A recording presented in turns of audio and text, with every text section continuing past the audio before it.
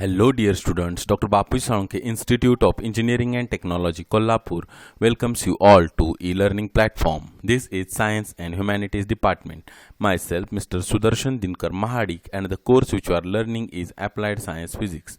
The unit which you are learning is Types of Motion. The learning outcome for our today's lecture is Describe the Newton's second law of motion.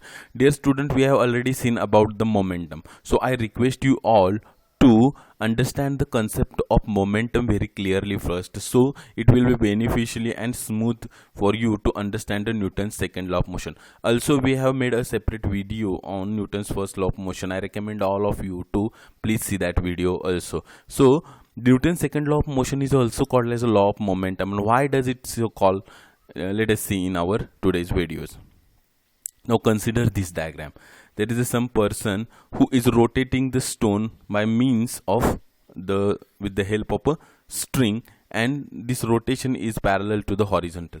इथे या ठिकाणी एक person आहे, कशा पद्धतीने ह्या स्टोनला तो फिरवतोय स्ट्रिंगच्या किंवा धाग्याच्या दोऱ्याच्या साहाय्याने ते आपण या ठिकाणी दाखवलेलं आहे. आता एक लक्षात घ्या की हा ज्या अर्थी हा जो कन्सेप्ट आहे, म्हणजे हा जो स्टोन आहे तो या ठिकाणी रिव्हॉल्व करतोय, तर याला काहीतरी एक पर्टिक्युलर त्याचा मोमेंटम आहे. ओके, त्यावेळी मोमेंटम आहे, परंतु सेम त्याच वेळी आपल्याला माहिती आहे की मोमेंटम एक वेक्टर क्वांटिटी सुद्धा आहे. म्हणजे आपल्याला हे एक्सपिरियन्स या ठिकाणी होतं की निव्वळ ह्याची मॅग्निट्यूड जी आहे मोमेंटमची ती या ठिकाणी कॉन्स्टंट नाही आहे, तर याचा मोमेंटमची जी डिरेक्शन आहे, या स्टोनच्या मोमेंटमची डिरेक्शन ती प्रत्येक मोमेंटला, प्रत्येक पॉईंट ऑफ टाइमला ती बदलते. And more force is required to change that direction. लक्षात घ्या, निव्वळ हा जो स्टोन आहे, हा जो दगड आहे, याला रोटेटिंग ठेवण्यासाठी जेवढा फोर्स आपल्याला लागतो आहे, म्हणजे याचा जो मोमेंटम आहे त्याची मॅग्निट्यूड जरी कॉन्स्टंट असली तरी सुद्धा याला रोटेट हा होतोय, म्हणजे प्रत्येक पॉईंट ऑफ टाइमला याची डिरेक्शन बदलते आहे ना, तर ती डिरेक्शन बदलण्यासाठी सुद्धा आपल्याला एक्स्ट्रा ग्रेटर फोर्स त्याच्यावर अप्लाय करायला लागतो. मग भले ह्याची मॅग्निट्यूड मोमेंटमची कॉन्स्टंट असू दे, परंतु त्याचे डिरेक्शन बदलण्यासाठी सुद्धा आपल्याला फोर्स अप्लाय करायला लागतो. म्हणजे आपल्याला असं कळून आलं की चेंज इन मोमेंटम वेक्टर करण्यासाठी सुद्धा आपल्याला फोर्सची गरज असते. Force is necessary for changing the direction of a momentum even if its magnitude is a constant. मोमेंटमची व्हॅल्यू जरी याच्या सेम राहिली, समजा याची वेलॉसिटी आहे ती सेमच आहे, ओके, ह्या स्टोनची वेलॉसिटी, तरी सुद्धा या स्टोन रोटेट होत असताना प्रत्येक पॉईंट ऑफ टाइमला त्याची जी डिरेक्शन बदलते आहे त्याच्यासाठी फोर्स गरजेचा आहे. ओके, म्हणजे फोर्स आणि चेंज इन मोमेंटमचं काही रिलेशन आहे ना, त्याच्या संदर्भातच या ठिकाणी कमेंट्री करतो Newton second law of motion.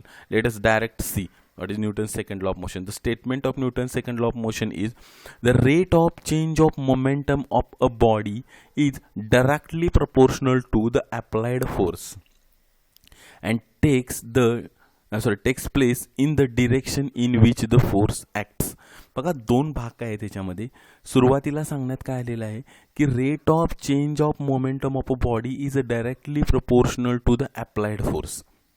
पहिल्या पार्टमध्ये तर काय सांगण्यात आलेलं आहे बघा ह्या लॉच्या, की मोमेंटममध्ये जो काही बदल होतो आहे बॉडीच्या किंवा त्या सिस्टमच्या, तो डायरेक्टली प्रोपोर्शनल असतो अप्लाइड फोर्सची.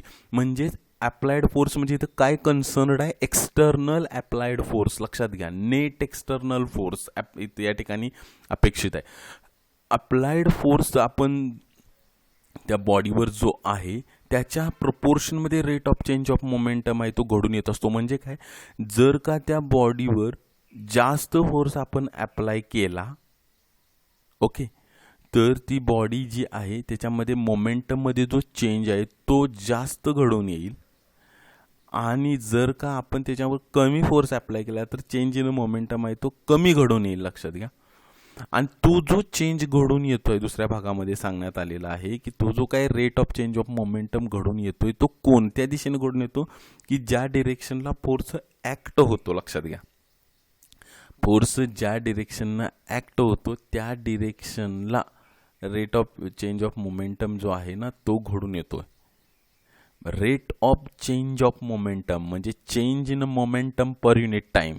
लक्षात घ्या, आपण हे डिटेलमध्ये आता पुढे पाहणार. म्हणजे या ठिकाणी गोष्ट तुम्हाला कळून आली की चेंज इन मोमेंटम आहे, मोमेंटममध्ये बदल होण्याचा जो दर आहे, रेट आहे, तो अप्लाइड फोर्सला प्रपोर्शनल असतो आणि तो जो काही बदल होतोय तो कोणत्या दिशेने घडून येतोय, तर ज्या दिशेनं फोर्स ॲक्ट व्हायला लागलेला आहे त्या दिशेने तो घडून येत असतो. आणि आपण हे उदाहरणांच्या साहाय्याने आता पुढे आणखीन पाहणारच आहोत. ओके, आता बघा Newton's second law of motion काय सांगतोय बघा. The action of a force F for the time interval delta T, the velocity of a body of a mass M changes from V to V plus delta V. समजा एक body आहे ज्याची मास किती आहे, small M इतका आहे आणि त्याच्यावर एफ इतका फोर्स ॲक्ट होतो टाइम इंटरवल डेल्टा टीसाठी.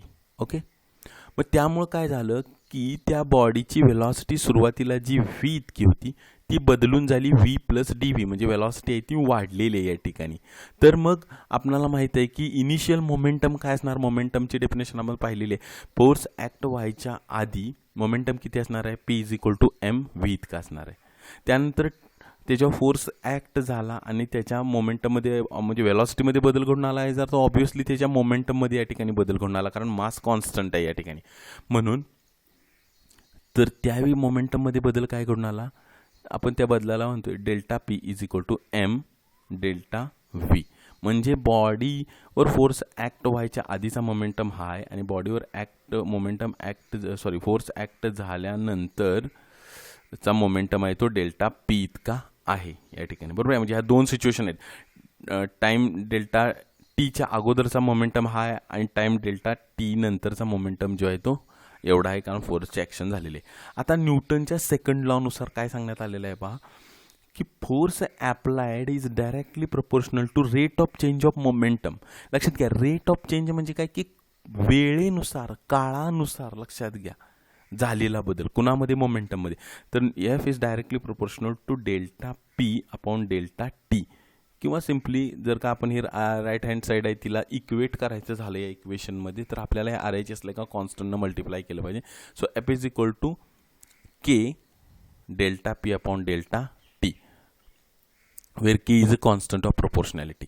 आता डिअर स्टुडंट्स, आपण या ठिकाणी एक पर्टिक्युलर काही डेल्टा टी इतका टाइम इंटरव्हल घेतलेला आहे, पण समजा टाइम आपल्याला आणखीन व्यवस्थित रचना ह्या सेकंड लॉची करायची आहे, तर आपण जर का टाइम ते झिरोकडे नेत गेलो, लक्षात घ्या, म्हणजे कमीत कमी टाइम इंटरव्हलमध्ये किती रेट ऑफ चेंज घडून यायला लागलेला आहे हे जर का आपण पाहायचं असेल, बघा मी काय म्हणतोय, समजा इथं तुम्ही डेल्टा टी हा जो इंटरव्हल घेतलेला आहे तो 2 मिनिटांचा घेतलेला आहे समजा, फॉर एक्झाम्पल घेतलाय. पण आपल्याला काय करायचं आहे की चेंज इन मोमेंटम प्रत्येक क्षणी कशा पद्धतीचा व्हायला लागलेला आहे हे जर का आपल्याला पाहायचं असेल, तर आपल्याला हा जो डेल्टा टी आहे म्हणजे जो काय टाइम इंटरव्हल तो कुठण्याच्या दिशेने नेला पाहिजे, टेंड्स टुवर्ड्स झिरो नेला पाहिजे ना. कमीत कमी इथं जर 2 मिनिटं कन्सिडर करतोय तर नंतर 1 मिनिट 45 सेकंद 10 सेकंद 2 सेकंद अशा 10 टुवर्ड्स झिरो नेला पाहिजे ना टाइम इंटरव्हल. आणि मग त्यावेळी आपल्याला आणखीन ॲक्युरेट आणि सिस्टमॅटिक रिडिंग मिळेल की चेंज इन मोमेंटमचं प्रत्येक मोमेंटला काय चाललेलं आहे, rate of change of momentum आहे ते आपल्याला या ठिकाणी कळून येईल. आणि म्हणून समजा असं केलं की taking the limit delta T equal to 0.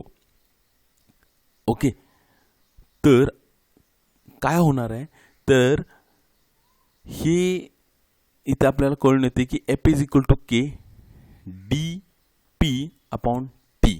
लक्षात घ्या, म्हणजे हा डेरिव्हेटिव्ह झालेला आहे मोमेंटमचा विथ रिस्पेक्ट टू टाइम या ठिकाणी होणार आहे.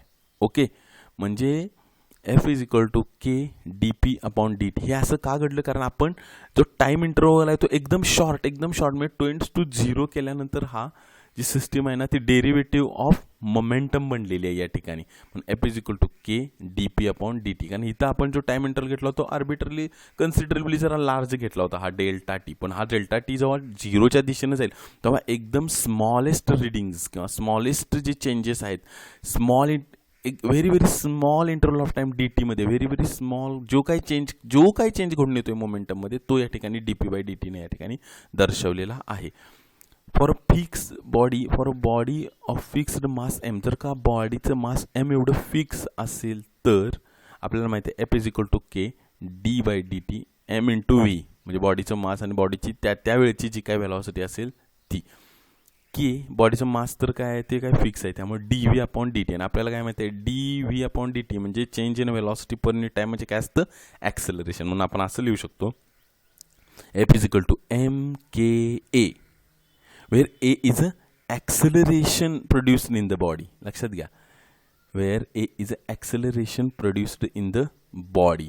आता इथून आपल्याला एक खूप चांगली रिलेशनशिप आणि जे खूप मोठं आउटकम आहे न्यूटन सेकंड लॉ ऑफ मोशनचं ना, ते सुद्धा आपल्याला या ठिकाणून बघायला मिळते. बघा, समजा for a simplicity we chooses K is equal to 1, then the second law becomes F is equal to M into ए.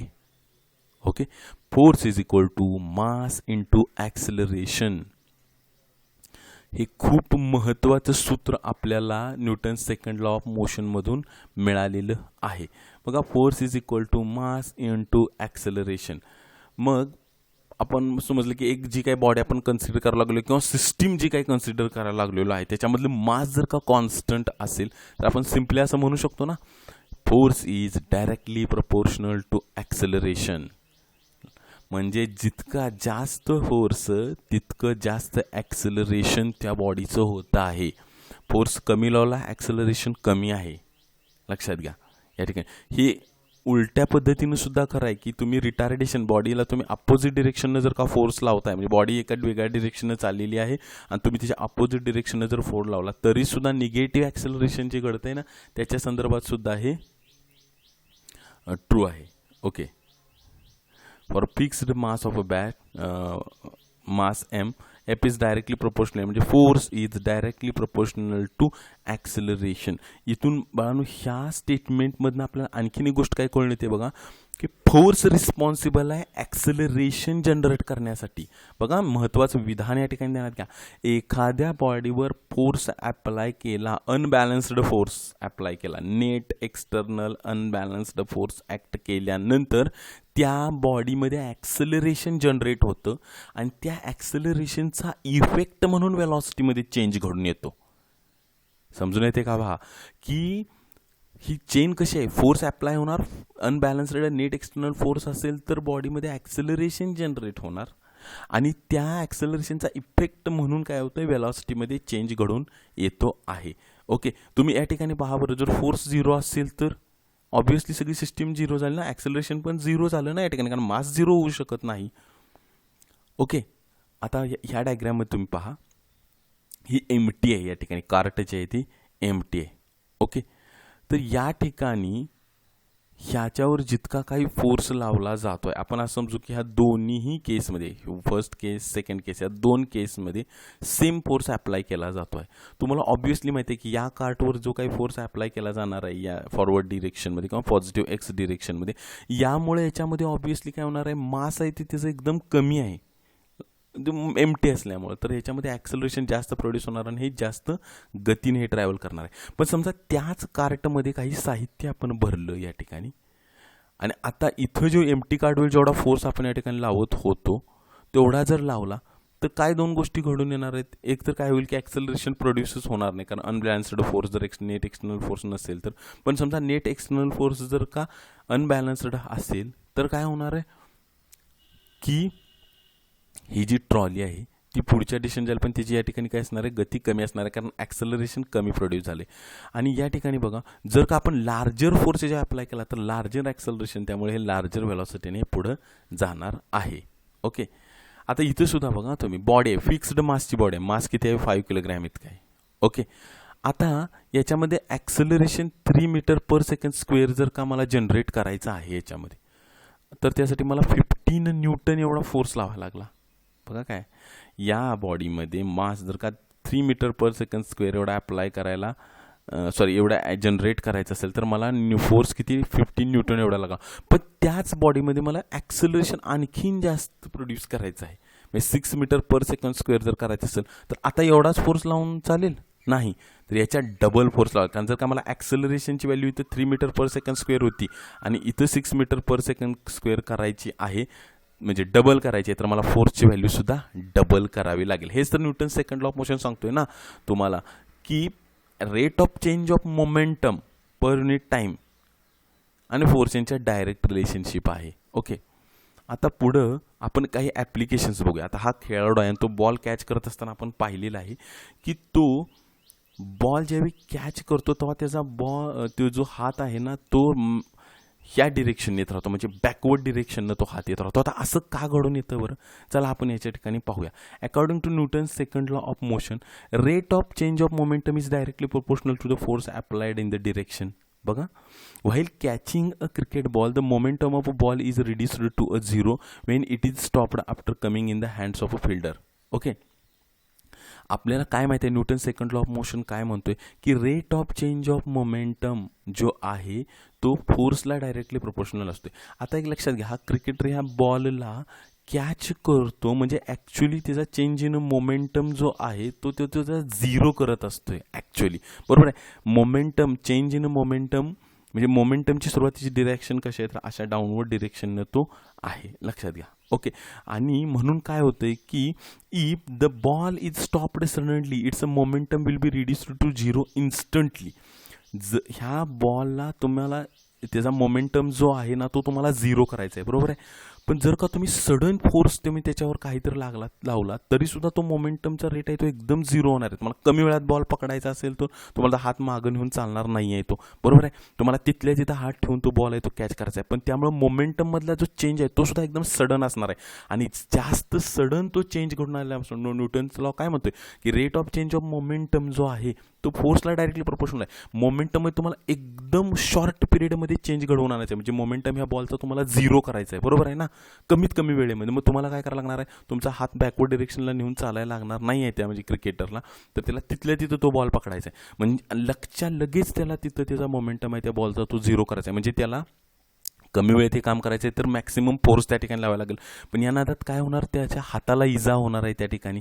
बघूया, players hand may get injured. म्हणून ते काय करतात, by pulling the hand backward a fielder gives more and more time to change the momentum to become zero. आणि म्हणून काय होतं की मोमेंटम झिरो करायचा, rate of change of momentum आहे ना तो झिरो, तो रेटनुसार आपल्याला त्याचा मोमेंटम झिरो करायचा. पण आपण जास्त वेळ देऊ ना त्याला, हात इथून इथपर्यंत मागं आणेपर्यंत त्या बॉलला आपण त्याचा मोमेंटम आहे तो झिरो करू. मग जास्त वेळ मिळाला तर फोर्ससुद्धा कसा करायला लागणार आहे आपल्याला त्या ठिकाणी थोडा कमी अप्लाय करायला लागणार आहे ह्या प्लेयरला.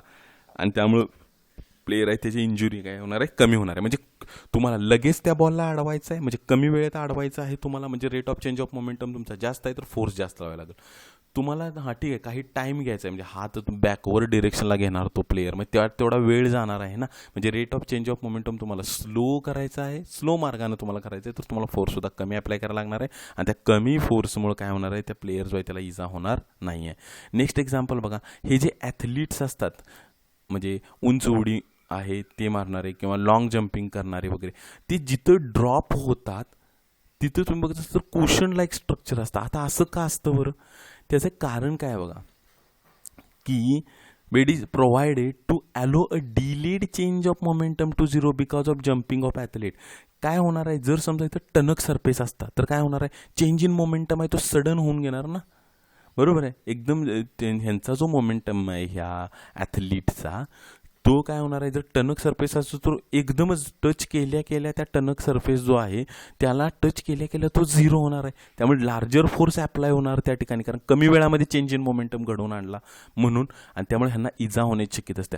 कुशनमुळं काय होतं की त्या कुशनमुळं हे त्याच्यावर आदळल्यानंतर rate of change of momentum जो आहे याचा तो जास्त वेळानं होतोय, लक्षात घ्या. म्हणजे रेट जो आहे तो जास्त आहे, चेंज इन मोमेंटमसाठी जास्त वेळ लागायला लागला आहे, तर फोर्सची व्हॅल्यूसुद्धा कशी आहे ती ह्यांच्यावर अप्लाय होणार आहे, कमी कमी कमी कमी आहे, लक्षात घ्या. आणि म्हणून या ठिकाणी तेच दिलेलं आहे, when an athlete falls on the ground after performing a high or a long jump the momentum because of the velocity and mass of athlete is reduced to zero. Okay, if the momentum of an athlete will be reduced to zero instantly, लक्षात लगेच जर का तो zero करायचा असेल, the force because of a momentum may hurt the player.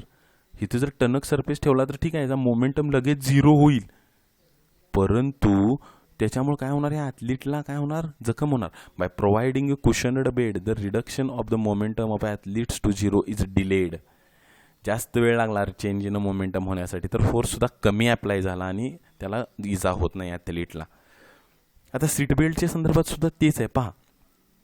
Seat belts in the vehicle prevent the passenger from getting thrown in the direction of a motion. In a case of emergency such as accidents or a sudden braking, passengers may be thrown in the direction of a motion of a vehicle and maybe get a fatal injuries. जर समजा अचानक break मारला, कोणत्याही कारणाने समजा accident होणार आहे किंवा अचानक ब्रेक मारलेला आहे, तर काय होतं की इनर्शियल स्टेट असल्यामुळे काय होतं, हे पुढच्या बाजूने हे फेकले जातात आणि बऱ्याचदा त्यामुळे काय होत जातो, ॲक्सिडेंटसुद्धा होऊन एक दुर्दैवी मृत्यूसुद्धा घडण्याची शक्यता त्या ठिकाणी असते. The stretchable seat belts increases the time of rate of change to be time of the rate of momentum to be reduce to zero. आता स्ट्रेचेबल त्या ठिकाणी बेल्ट लावला असल्यामुळे काय होतं की स्लोली तो जो पॅसेंजर आहे तो स्लोली तो पुढच्या डिरेक्शननं जातो आहे. लक्षात घ्या, त्याला जर टाईट त्या सीट बेल्टला एकदम टाईट बांधून जर ठेवला असेल तर चेंज इन मोमेंटम आहे तो सडनली झिरो होणार आहे. म्हणजे काय होणार आहे, चेंज इन मोमेंटमसाठी वेळ कमी लागला, लक्षात घ्या, तर त्यामुळे जास्त फोर्स अप्लाय करायला लागण्याची गरज आहे. त्यामुळे चेंज इन मोमेंटम जर तुम्हाला त्याची व्हॅल्यू जी आहे ती जर जास्त असेल तर फोर्स जास्त अप्लाय करायला लागणार आहे. पण स्ट्रेचेबल बेल्ट्स तुम्ही बांधले असल्यामुळे काय होणार, जास्त वेळ होणार, डिले होणार. लक्षात घ्या, चेंज इन मोमेंटमचा रेट आहे तो स्लो होणार आहे. म्हणजे तुम्हाला जो फोर्स अप्लाय करावा लागणार आहे तो सुद्धा कसा आहे, तर तो सुद्धा कमीत कमी अप्लाय करायला लागणार आहे. The delayed reduction of momentum to zero prevents the passenger from such fatal injury. लक्षात घ्या, कळालं, सीट बेल्ट लावला असल्यामुळे काय होणार आहे, तर तो जो पॅसेंजर बसलेला आहे ना, त्या स्ट्रेचेबल बेल्टमुळे तो पुढच्या दिशेनं जाण्याची त्याचा जो मोमेंटमचा रेट आहे तो कमी होत गेला. त्यामुळे फोर्ससुद्धा त्याच्यावर कमी अप्लाय झाला, त्यामुळे तो हर्ट जास्त होत नाही. आता एक लक्षात घ्या, force is equal to mass into acceleration आपण पाहिलेलं आहे.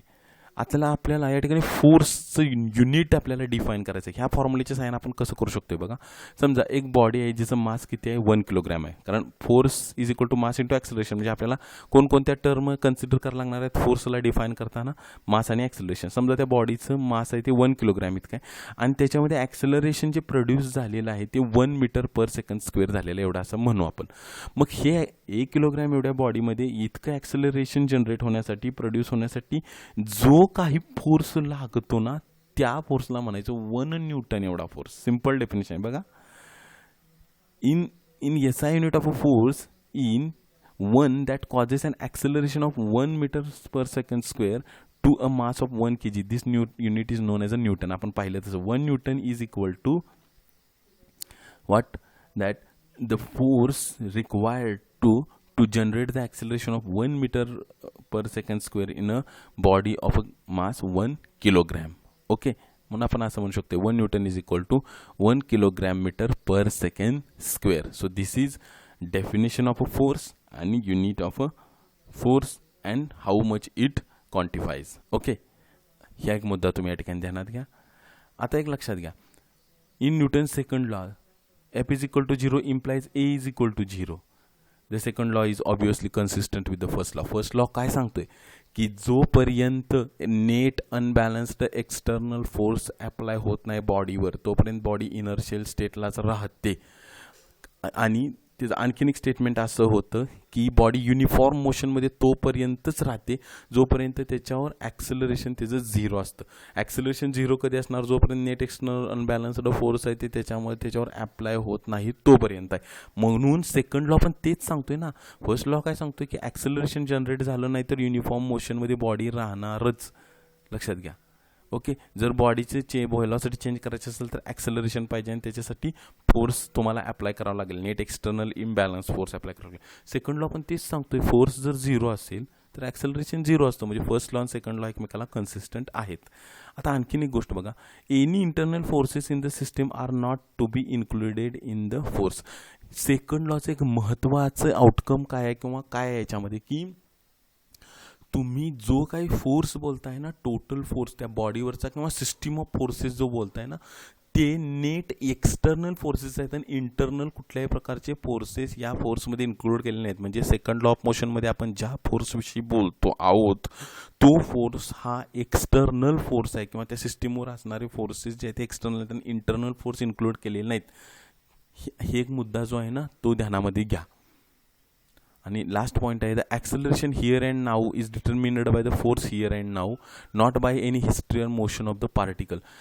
ॲक्सेलरेशन आणि फोर्स जो काय अप्लाय केलेला आहे बॉडीवर, लक्षात घ्या, तो हिअर अँड नाऊ जिथं अप्लाय केला, ज्या बॉडीवर अप्लाय केला आणि जेव्हा अप्लाय केला ना, त्यावेळची इफेक्ट म्हणजे फोर्स किती अप्लाय केला आणि किती ॲक्सलरेशन जनरेट झालं, ते त्या क्षणी किती आहे फोर्स आणि किती ॲक्सलरेशन आहे त्याच्यावर ते डिपेंड असतं. आणि त्या पार्टिकलची हिस्ट्री आधीची काय होती, त्याची मोशन काय होती, याच्यावर ते डिपेंड नसतं. हिअर अँड नाऊ इथं काय आहे आणि त्याच्यावर किती आत्ता फोर्स अप्लाय झाला त्याच्यावरचं ॲक्सलरेशन किती आहे, एवढंच न्यूटन सेकंड लॉ पासून भाष्य करत असतं. त्याचा कुठल्याही बाकी त्या मोशन ऑफ पार्टिकल जे आहे त्याची जी काही हिस्ट्री आहे त्या पार्टिकलच्या मोशनची, त्याच्यावरनं ते ॲक्सलरेशन डिटरमिन केलं जात नाही. त्या क्षणी अप्लाय झालेला फोर्स आणि त्याचं ॲक्सलरेशन याच्यावर ते सांगतं, त्याच्या हिस्ट्रीशी त्याला काहीही देणं घेणं नाही आहे. Okay, so this is all about Newton's second law of motion. I hope, dear students, you all might have understand the concept. Thank you.